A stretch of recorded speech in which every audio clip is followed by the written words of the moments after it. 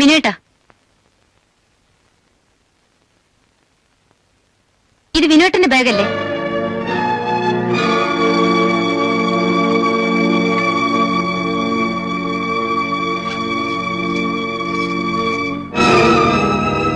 ഇതല്ലേ ആന്റിയുടെ കളവ് പോയ ഓർണമെന്റ്? അതെ, ഇതെങ്ങനെ ഈ ബാഗിനകത്ത് വന്നു? അത് ഇതിനകത്ത് എടുത്തു വെച്ച ആളോട് ചോദിച്ചാ മതി. നീയാണോടാ ഇതെടുത്തു വെച്ചത്? ഞാനൊന്നും എടുത്തു വെച്ചതല്ല, ആരെങ്കിലും മറന്നു വെച്ചതായിരിക്കും. മറന്നു വെച്ചതല്ല, മനഃപൂർവ്വം ചെയ്തതാണ്. എന്തിനാണെന്നോ എനിക്കറിയാം. നല്ലവനായ ഒരാളെ കള്ളനാണെന്ന് മുദ്ര കുത്തിയാൽ എല്ലാവരും വെറുക്കുമല്ലോ. വിനുവേട്ടാ, ഇത്രയും ചീപ്പാകരുത്. മതിയാത്തോ ഡാഡി? അകത്തു പോവാൻ. അങ്കിൾ, ഇപ്പൊ തന്നെ സ്റ്റേഷനിൽ വിളിച്ചു പറയണം, അല്ലെങ്കിൽ അവർ രാജുവിനെ... പറയാം മോളെ. Inspector Dinesh here. വിശ്വനാഥൻ എന്നാണ് സംസാരിക്കുന്നത്. അതെ, വിനോദിന്റെ ഫാദർ. എന്റെ മകനൊരു കംപ്ലൈന്റ് തന്നിരുന്നു. സോറി സാർ, ആ ഓർണമെന്റ്സ് എല്ലാം ഇവിടെ തന്നെ ഉണ്ട്. That Raju is innocent. എന്തോന്നാ mister Menon, police station complaint കൊടുക്കാൻ തമാശയാണെന്നാണോ നിങ്ങളുടെ വിചാരം? അങ്ങനെ ഒരു അബദ്ധം പറ്റിപ്പോയി. Sorry inspector. സോറി പറയാൻ എളുപ്പമാ, നിരപരാധിയായ ഒരാളെ പിടിച്ച്. കുപ്പസ്വാമി, അന്ന് രാജു ഒക്കെ കൂടെ.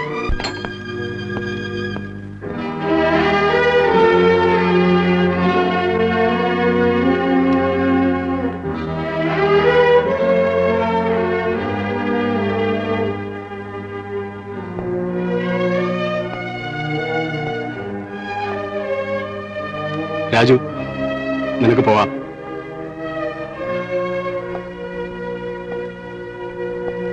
കളവ് പോയെന്ന് പറഞ്ഞ ആഭരണങ്ങൾ അവരുടെ വീട്ടിൽ തന്നെ ഉണ്ടായിരുന്നു.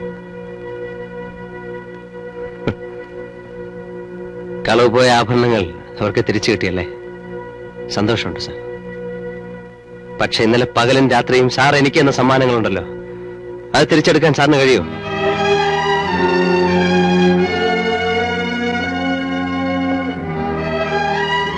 ഇനി എപ്പോഴെങ്കിലും സാറിന് തല്ലാൻ കൈകൾ ധരിക്കുകയാണെങ്കിൽ ആളെ പറഞ്ഞയച്ചാൽ മതി, ഞാൻ വരാം.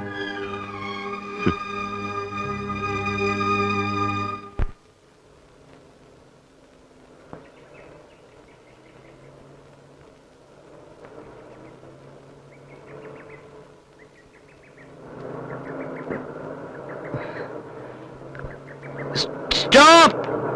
Stop!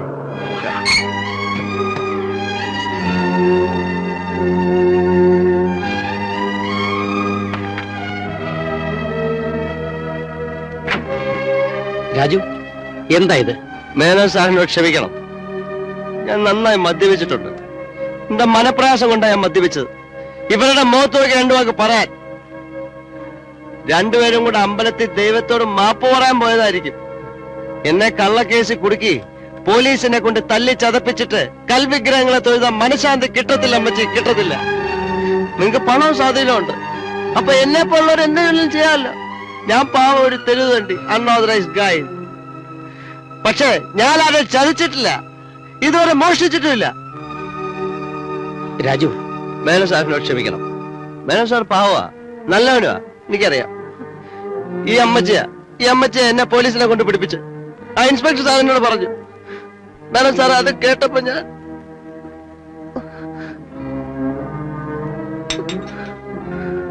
രാജു, നിന്റെ ദുഃഖം എനിക്കറിയാം. അറിയാതെ ഇങ്ങനെ സംഭവിച്ചു പോയി. എല്ലാം നീ മറക്ക. ഞാൻ ഈ നാട്ടുകാരുടെ മുഖത്തൊക്കെ നോക്കും സാറേ. ഞാൻ പലരുമായി പരിചയപ്പെട്ടിട്ടുണ്ട്. പക്ഷെ അമ്മച്ചയും സാറിനെയും കണ്ടുമുട്ടിയപ്പോ എനിക്ക് എന്നെ ആരൊക്കെ സ്നേഹിക്കാറുണ്ടെന്ന് തോന്നി. പക്ഷെ അവരിൽ നിന്നാണ്... സന്തോഷായി സാറേ, സന്തോഷായി.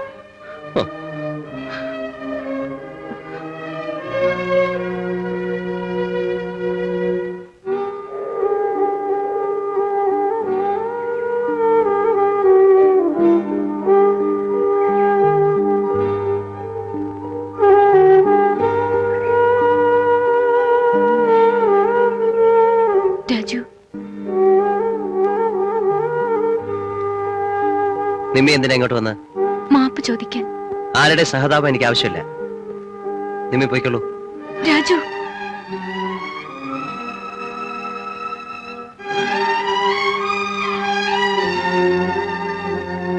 ഇപ്പോൾ ഞാൻ നാട്ടുകാരുടെ മുമ്പിൽ ഒരു കള്ളം മാത്രമാണ്.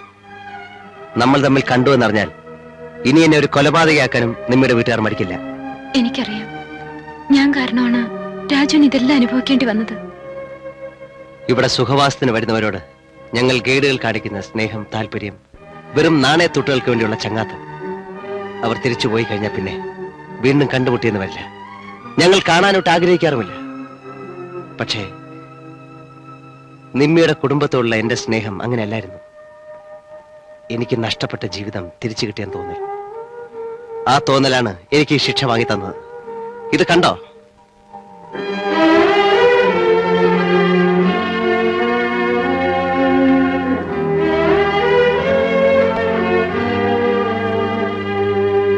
വേണ്ട, സമയം വളരെ വൈകി. നിമ്മയെ വീട്ടിൽ തിരക്കുന്നുണ്ടാവും. പോയിക്കോളൂ.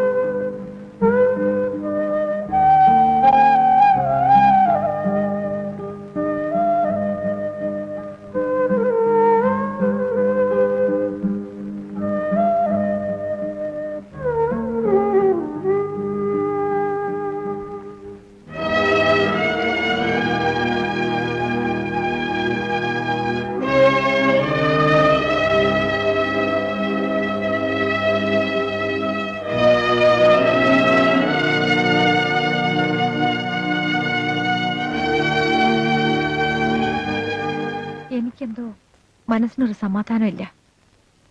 നമുക്ക് നാളെ തന്നെ മടങ്ങി നാട്ടിലേക്ക് പോകാം. നാളെയോ? അതെ, സുഖവാസവും റെസ്റ്റൊക്കെ മതി. നമുക്ക് നാളെ തന്നെ പോകാം. 2 ദിവസം കൂടെ ഒന്ന് കഴിഞ്ഞോട്ട് പത്മം. ആ എസ്റ്റേറ്റ് വാങ്ങിച്ചതിന്റെ എഗ്രിമെന്റ് ഒന്ന് കഴിഞ്ഞോട്ട്.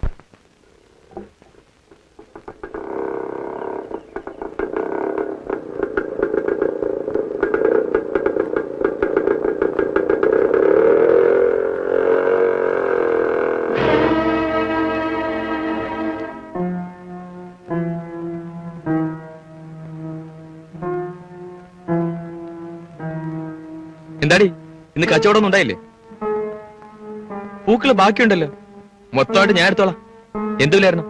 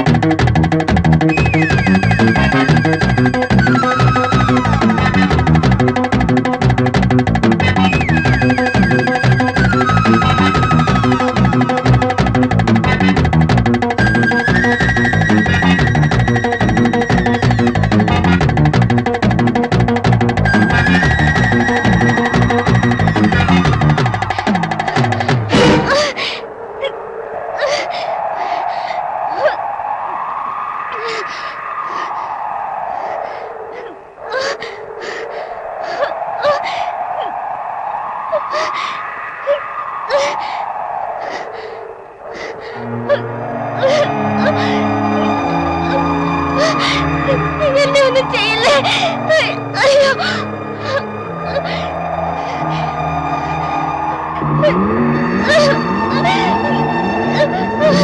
അയ്യോ, എന്നെ ഒന്നും ചെയ്യില്ലേ?